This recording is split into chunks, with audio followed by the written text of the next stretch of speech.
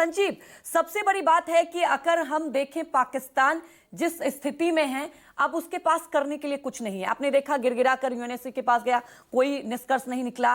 और भारत ने कूटनीतिक तरीके से एक कदम उठाया है, क्योंकि ट्रंप की तरफ से भी ये कहा गया कि ये तो पहले ही अंदेशा था होगा, और एक तरीके से समर्थन ही मिला है, क्योंकि भारत ने एक मैसेज दिया है। सैन्य ठिकानों पर भी यहां पर टारगेट नहीं किया गया, यहां पर आतंकी ठिकानों को तबाह किया है।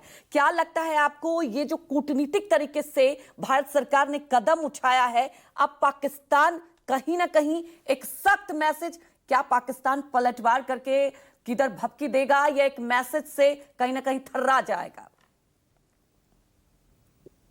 देखिए, पलटवार किसी भी तरह का तभी संभव है जब उसके पास अंतर्राष्ट्रीय स्तर पर समर्थक मौजूद हों।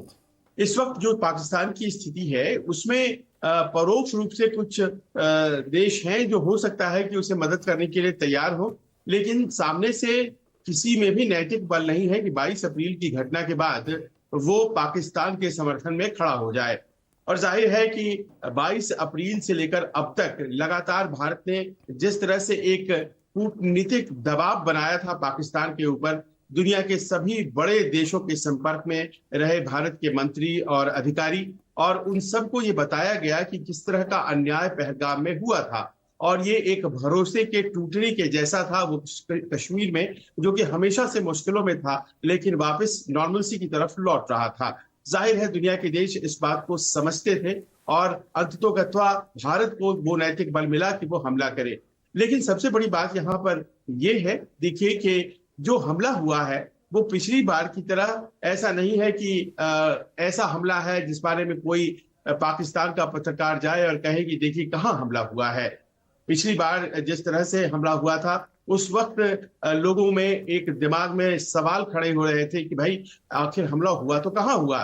लेकिन इस बार देखिए, आप एक्सपेंस देखिए, फैलाव देखिए हमले का। एक हमला जो कि आपको पीओके में दिखाई पड़ता है, एक हमला जो कि आपको दिखाई पड़ता है बहालपुर में, और इस तरह से आप देखिए कि कितना फैला हुआ है ये पूरा का पूरा इलाका, और कितना ज्योग्राफी भारत ने रेकी किया, जिसके बाद इस हमले को अंजाम दिया।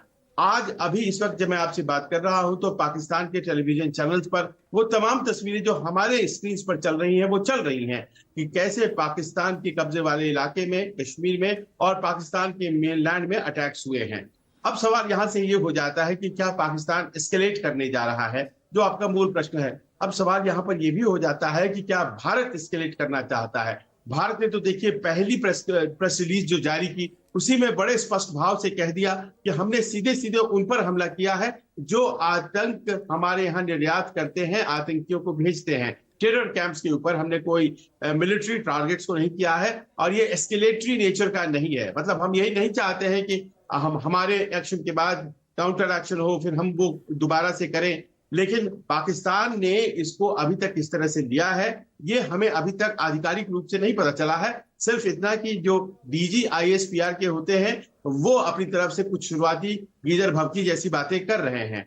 पाकिस्तान के लिए मिलिट्री लीडरशिप बहुत इंपॉर्टेंट होती है, आप जानती हैं। वहां की पॉलिटिकल लीडरशिप तो है नहीं इंपॉर्टेंट, और देखना उनको ये है कि जो कन्वेंशनल वॉर शुरू हुआ है ये, इसमें उनकी स्थिति कितनी मजबूत है, और अगर वो इसे आगे बढ़ाते हैं तो फिर उनके पास नैतिक बल कितना है और उनके पास साजो सामान कितना है। और ऐसा लग रहा है कि शुरुआती पटाखों के बाद वो भी इस बात को मान जाएंगे कि दरअसल ये जो घटना है, ये घटना दरअसल उसकी कारस्तानी का ही नतीजा है। लिहाजा बहुत ज्यादा ये बात आगे बढ़ेगी ऐसा लगता नहीं है। बस शुरुआती तौर पर पाकिस्तान की आवाम को खुश करने के लिए कुछ गोले छोड़े जा रहे हैं सीमा पार से, लेकिन कोई फुल फ्लैजेड अटैक किया जाएगा इसकी ताकत पाकिस्तान में आज की तारीख में नहीं है। ऐसे में जबकि उनके ऊपर अंतर्राष्ट्रीय स्तर पर भी जबरदस्त दबाव पड़ा।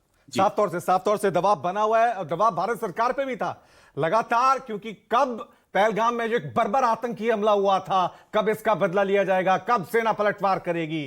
तो अपने दर्शकों को बता दें जो अभी अभी उठे हैं, बीती रात भारत ने एयर स्ट्राइक की है और पाकिस्तान में 9 आतंकी ठिकानों को तबाह कर दिया। यानी भारत की तरफ से ये एयर स्ट्राइक की गई है। जैश ए मोहम्मद, लश्कर ए तैयबा, इनके ठिकानों को भारतीय सेना ने पूरी तरह से तबाह कर दिया। कुल 9 ये ठिकाने जहां पर भारत ने एयर स्ट्राइक की है। हमारे साथ